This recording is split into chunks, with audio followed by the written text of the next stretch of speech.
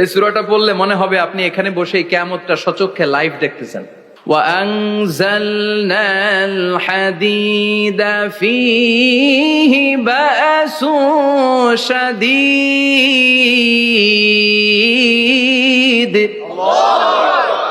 আমি পৃথিবীর মধ্যে লোহা নাজিল করেছি, লোহার ভেতরে আছে ভয়ঙ্কর ধরনের শক্তি। মানাফিউ লিন-নাস, মানুষের জন্য উপকার আছে না নাই?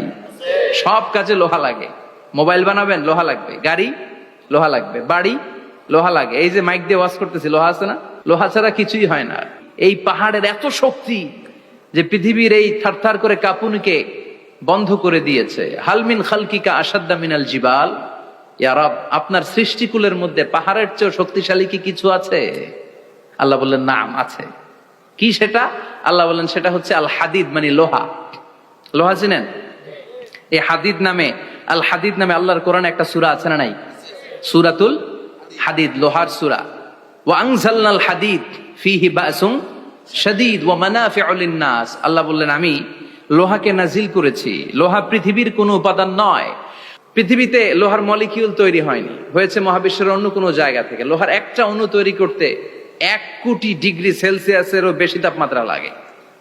এই লোহাকে আল্লাহ বললেন আমি পাহাড়ের চেয়ে বেশি শক্তিশালী করে বানিয়েছি লোহাকে। সুবহানাল্লাহ পড়েন। ফেরেশতারা বললেন হালমিন খালকিকা আসাদ্দা মিনাল হাদিদ। আল্লাহ, আপনার এই সৃষ্টিকুলের মধ্যে লোহার চাইতেও শক্তিশালী কি কিছু আছে? আল্লাহ বললেন নাম আছে।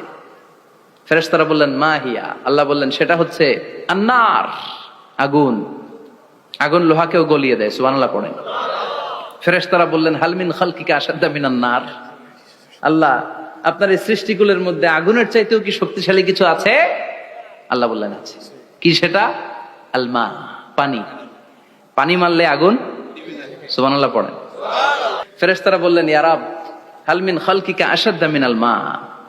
আপনার এই সৃষ্টিকুলের মধ্যে পানির চাইতেও শক্তিশালী কি কিছু আছে? আল্লাহ বললেন নাম আছে। সেটা কি? আর রিহ। আর রিহ মানে বাতাস। কারণ বাতাসের ধাক্কায় সমুদ্রে, সাগরের পানিতে ঢেউ খেলে, জলের উচ্ছ্বাস হয়, জলোচ্ছ্বাস হয়, ঠিক কিনা? এবার ফেরেশতারা বললেন মাবুদ, পানির চাইতেও বেশি শক্তিশালী বাতাস। এবার আমাদের জানতে বড্ড মনে চায়, এই বাতাসের চাইতেও শক্তিশালী কোন সৃষ্টি আপনার সৃষ্টি জগতে আছে নাকি? আল্লাহ বললেন বাতাসের চাইতেও শক্তিশালী একটা জিনিস আছে। দেখি কে কইতে পারে, বলেন। সুবহানাল্লাহ। আল্লাহ বললেন বাতাসের চাইতেও শক্তিশালী হলো আশরাফুল মাখলুকাত, মানুষ। কিয়ামতটা যেদিন হবে, ওই দিন গোটা বিশ্বব্যাপী আমাদের পরিস্থিতি কি হবে এটার একটা নকশা আল্লাহ নিজে এই সূরার নকশা এঁকে দিয়েছে। কিয়ামতের প্রামাণ্য ধারা বর্ণনা আল্লাহ নিজে দিয়েছে। এই সূরাটা পড়লে মনে হবে আপনি এখানে বসে এই কিয়ামতটা সচক্ষে লাইভ দেখতেছেন। সুবহানাল্লাহ পড়বেন না? সূরাটার নাম হচ্ছে আল কারিআ। কি নাম? আল কারিআ। সবাই বলেন কি নাম? আল কারিআ। আল কারিআ মানে হচ্ছে বিকট আওয়াজ, ভয়ঙ্কর আওয়াজ, জাইগান্টিক সাউন্ড, বোম্বাস্টিক মার্কা সাউন্ড।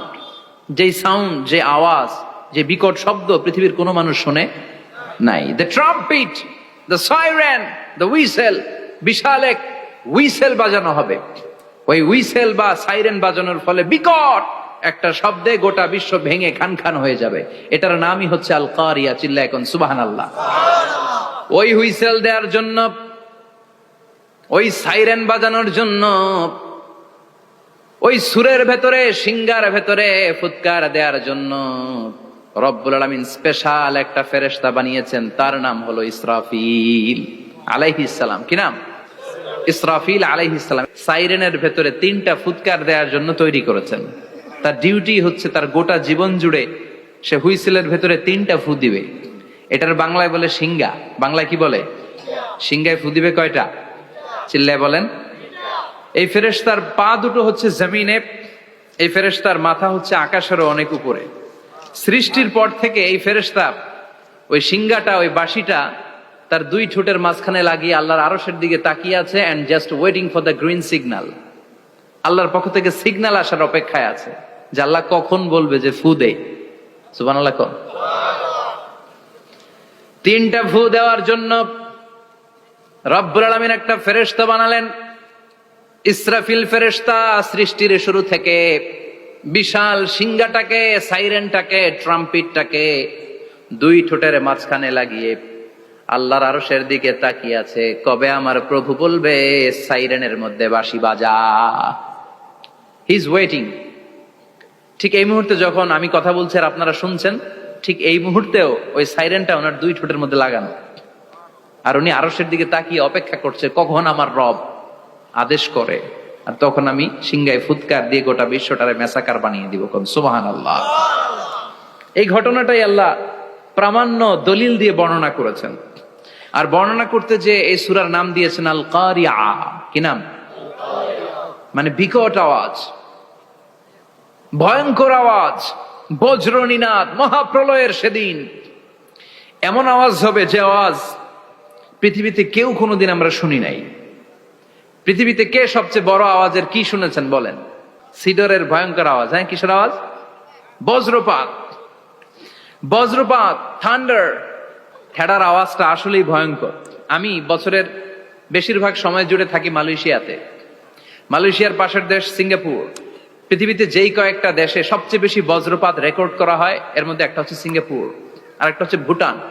এই দেশগুলোতে সবচেয়ে বেশি বজ্রপাত পড়ে। ভয়ঙ্করতম বজ্রপাতের আওয়াজ। আসলে এই বজ্রপাতের আওয়াজ খুব বিকট আওয়াজ। আপনি ঠিকই বলেছেন। ইসরাফিল যখন ওই সিংহার ভেতরে ফুৎকার দিবে, ওই ফুৎকারের যে আওয়াজটা হবে, এই আওয়াজটা কি এই আওয়াজগুলোর মতো? কথা বলেন। এর চেয়ে অনেক ভয়ঙ্করতম আওয়াজ, যে আওয়াজ শুনলে আপনার হৃদয় শিউরে উঠবে, কেঁপে উঠবে। এই আওয়াজটার নাম হচ্ছে আরবিতে আল কারিয়া। কি নাম? চিল্লায় বলেন, কি নাম? এজন্য আল্লাহ বললেন আল কারিআতু মাল কারিআতু ওয়া মা আদরাকা মাল কারিআ। সেদিনের আওয়াজটা হলো ভয়ঙ্কর আওয়াজ। ওই আওয়াজটার নাম আমি আল্লাহ দিয়েছি আল কারিআ। আল কারিআ মাল কারিআ ওয়া মা আদরাকা মাল কারিআ। তিনবার তিনি সূরার শুরুতে তিনবার এই শব্দটা উচ্চারণ করেছেন। কয়বার? কথা বলেন। তিনবার। যে কোনো জিনিস তিনবার যখন আমরা বলি গুরুত্ব বোঝানোর জন্য বলি, বলি না? বিশ্বনবীও মাঝে মাঝে কোনো জিনিসের ইম্পর্টেন্স, সিগনিফিকেন্স, তাৎপর্য এবং গুরুত্ব বোঝানোর জন্য তিনবার বলতেন। কয়বার? একবার বিশ্বনবী তাকওয়া নিয়ে ওয়াজ করতেছিলেন আর বলছিলেন আত-তাকওয়া হা হুনা, আত-তাকওয়া হা হুনা, আত-তাকওয়া হা হুনা ওয়া ইউশিরু ইলা সাদরিহি সালাসা মাররাত। তাকওয়া এখানে, তাকওয়া এখানে, তাকওয়া এখানে বলে বিশ্বনবী উনার হৃদয়ের দিকে, কলবের দিকে তিনবার ইঙ্গিত করেছেন। কয়বার? তাকওয়া মানে কার ভয়? আল্লাহর ভয়। আল্লাহর ভয় নিয়ে যখন ওয়াজ করছিলেন বিশ্বনবী বলছেন তাকওয়াটা এখানে, এখানে, এখানে। তেমনি মক্কাবাসীদের কাছে যখন সূরাতুল কারিয়া নাজিল হয়েছে, মক্কার কাফির মুশরিকদের দৃষ্টি আকর্ষণের জন্য আল্লাহ তাআলা এই সূরার শুরুতে আল কারিয়া শব্দটা একবার নয়, দুইবার নয়, তিনবার উল্লেখ করেছেন। পড়েন সুবহানাল্লাহ। আল্লাহ বললেন আল কারিআতু মাল কারিআতু ওয়া মা আদরাকা মাল কারিআ ইয়াউমা ইয়াকুনুন নাসু কাল ফারাশিল মাবথুস ওয়া তাকুনুল জিবালু কাল ইহনিল মানফুশ। সুবহানাল্লাহ পড়েন। আল্লাহ বললেন বিকট একটা আওয়াজ হবে।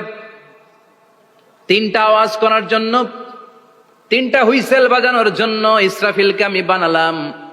প্রথম সিংহার ফুৎকার যখন ইসরাফিল ফেরেশতা হুইসেলের মধ্যে দিয়ে দিবে, তখন যেই ভয়ঙ্কর শব্দটা হবে, ওই শব্দটার নাম হলো আল কারিআ। কি নাম? আল কারিআ। ওটা দেওয়ার সাথে সাথে পুরো পৃথিবীটা লন্ডভন্ড হয়ে যাবে। এখন আমরা যেরকম আরামসে বসে আছি, ওই সময় পৃথিবীর অবস্থা এরকম থাকবে। আল্লাহ বললেন ইয়াউমা ইয়াকুনুন নাসু কাল ফারাশিল মাবথুস ওয়া তাকুনুল জিবালু কাল ইহনিল মানফুশ। সেদিন মানুষগুলো বিক্ষিপ্ত পতঙ্গের মতো নিক্ষিপ্ত হবে। পাহাড়গুলো ভেঙে খান খান হয়ে যাবে। তুলার মতো পাহাড় ধ্বনিত হতে থাকবে, তুলার মতো। সুবহানাল্লাহ পড়ে। মানুষগুলো ছিটকে পড়বে। এই পৃথিবীর মাধ্যাকর্ষণ শক্তি থাকার কারণে আমরা ছিটকে পড়ি না। এই যে বসে আছি, সবকিছু পৃথিবীর মধ্যে লেগে আছে। এটার কারণ দ্য গ্রাভিটেশনাল ল, গ্রাভিটেশনাল পাওয়ার। এটা পৃথিবীর সবকিছু তার কেন্দ্রের দিকে টেনে রাখে। কিন্তু কিয়ামতের দিন আল্লাহ পৃথিবীটারে ধরে যখন একটা ঝাঁকুনি দিবেন, একটা কাঁপুনি দিবেন, একটা ভাইব্রেশন